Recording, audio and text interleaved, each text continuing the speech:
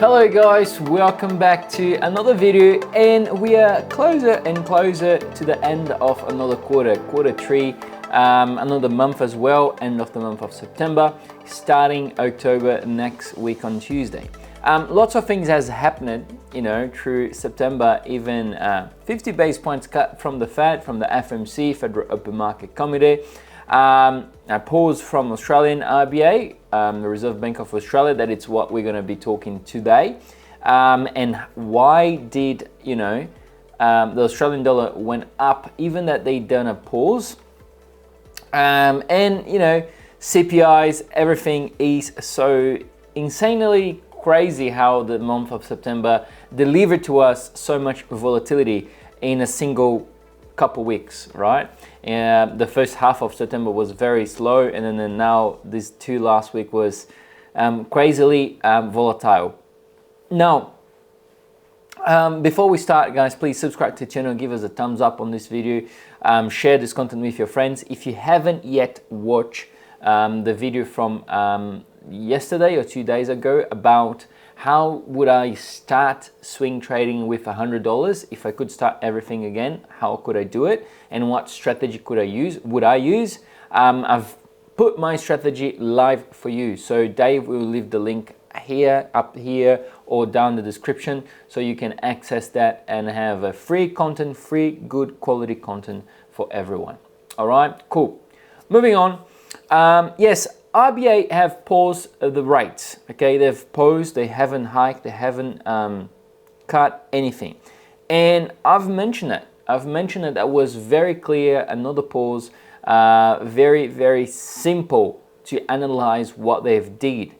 If we look to Australian dollar at this moment, Australian dollar against the US dollar is going up. We saw, soon as the release happened yesterday, 2:30 p.m., we saw an increase on the Australian dollar against the US dollar, and then after 45 minutes to 1 hour or 2 hours maximum, we saw a decrease of the value. So we saw Australian dollar losing its strength against the US dollar. I even had a question from the webinar yesterday. Why is that? Even that the RBA was pausing the rates, the rate statement was hawkish. Why did that little bit bring down the value? It's just pullback of the market, guys. Sometimes you don't have to pay too much attention on little moves of the market. You need to pay attention on the bigger picture. All right, maybe a 1 minute candle won't tell you the whole day picture because it's just a minute candle. So try to look at the big picture, the big context that is happening. Yes, if the RBA was hawkish, then therefore we're going to have a strong Australian dollar. And that pullback, you could open wide a little bit more your eyes, and you could take that as an opportunity to long on a better price. Okay, so it's very simple.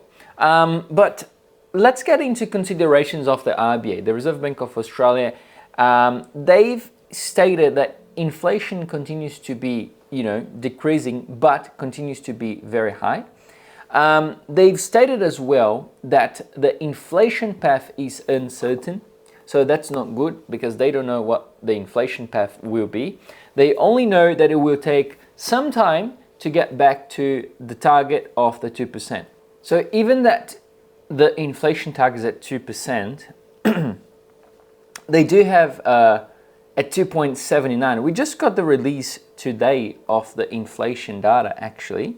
I think it was 11:30 a.m. or something around that.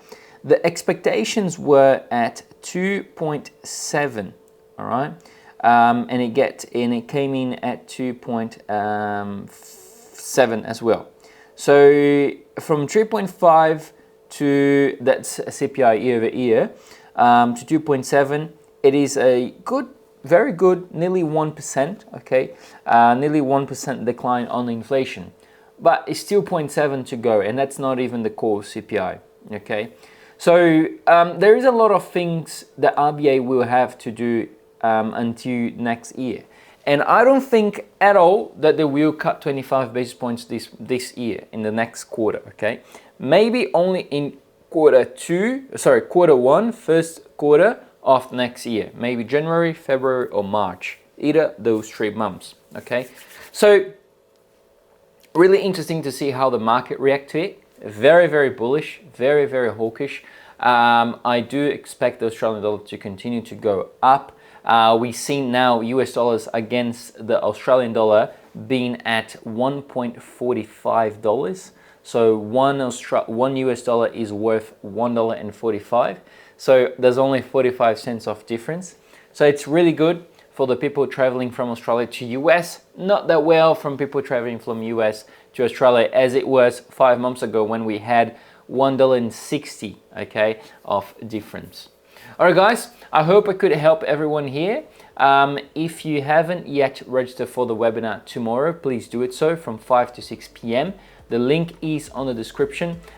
Easy, free to register. Just click at the link. You're going to be redirected to the ACY website and you can do your registration there. All right, I see you tomorrow or I see you in the next video. See you all. Bye-bye.